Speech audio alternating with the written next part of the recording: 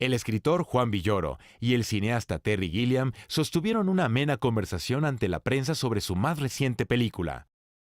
When this long story started for you, this idea of making a picture out of Don Quixote? Quixote doesn't lie. He just does not understand the world. His vision, his view of the world is affected by books on chivalry and romance and the Arab world, everything. And so he perceives the world through these glasses that are distorted. And we live in a world which our view of the world is distorted every moment of the day by most of the media and the films that are made. And it struck me, especially in the version that we finally did, is that cinema has replaced the books of chivalry and knighthood with just with Marvel characters, Superman, that have very little to do with reality. And yet, modern audiences believe in those films, so they go again and again. I don't know how many of them have become Quixote-esque in their thinking because of this distorted view of the world from those films. I don't know.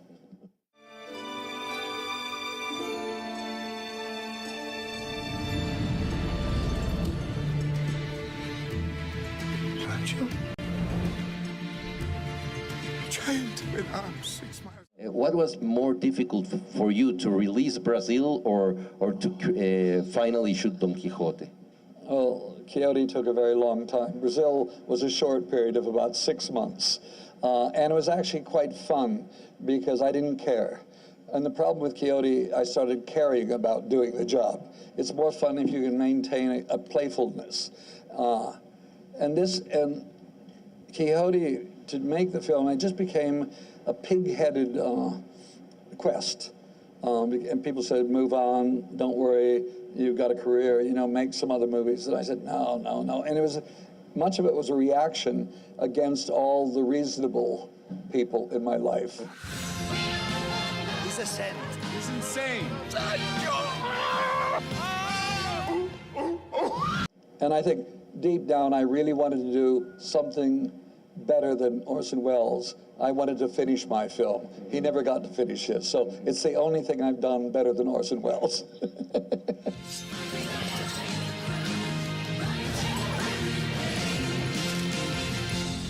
I am Don Quixote. You have to fight with the studios, no? As much as Quixote fought against the windmills, no? So what's your take on studios right now?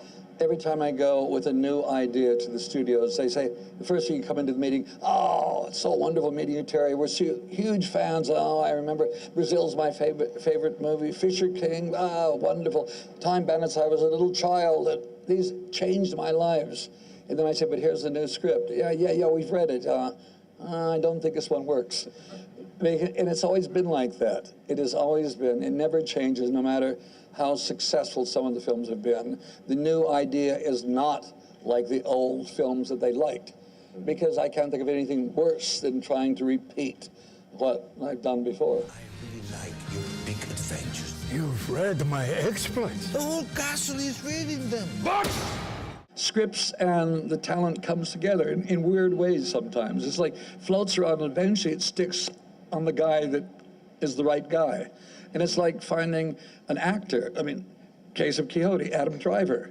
I mean, I had gone there was all these other, from Johnny Depp at the beginning to, I can't even remember what his name, but it finally landed on the right guy.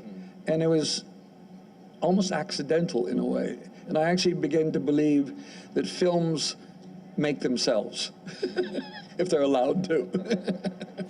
I'm not Sancho, and you're not Don Quixote. You are fucking gone! Try to keep up with the plot. Just a plot? He needs constant entertainment. I command you to release my squirrel. This has nothing to do with me. Filmmaking, it seems to me, is about a time, a place, and a certain group of people. You make the film then, and that's it, and you learn to live with it. Gracias, Terry. Thank you so much. Muchas gracias. Thank you.